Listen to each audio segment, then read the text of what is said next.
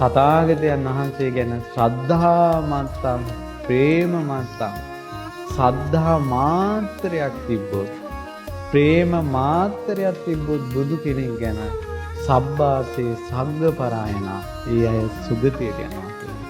ඇත්තටම නොයයිද? බුදුරජාණන් වහන්සේ ගැන ශ්‍රද්ධාව පිටව ගන්නවා. මේ සසරේ සැඟවුණු දේවල් ඉස්මතු කර කර බුදුරජාණන් වහන්සේ අනුමාන කළා නෙවෙයි මේ කියන්නේ. පින්වත් මහණෙනි එළුව වෙලා ඉපදිලා ඉඳලා බෙල්ල කැපිලා ගලාගේ ලේ දහර සතර මහා සාගරයේ ජලයට වැඩි කියලා අනුමාන කරලා නෙවෙයි දරුවනේ කියන්නේ. එක එක්කෙනාගේ ජීවිත ආපස්සට බලලා බුදුරජාණන් වහන්සේට ශරණෙන් සතර බලන්න. ඒතකොට හැම කෙනාගේම ජීවිත බලලා කියන්නේ පින්වත් මහණෙනි තනි තනියෙන් හිතන්න කියලා. එහෙනම් බුදුරජාණන් වහන්සේගේ අපේ ජීවිතෙත් බැලුවේ නැද්ද ආපස්සට? හැම කෙනාගේම ජීවිතේ බලලා තියෙනවා. ඒසා විශාල හැකියාවක් තිබ්බ බුදුරජාණන් වහන්සේ ආද්දක එකතු කරලා වැන්දත් මදිද?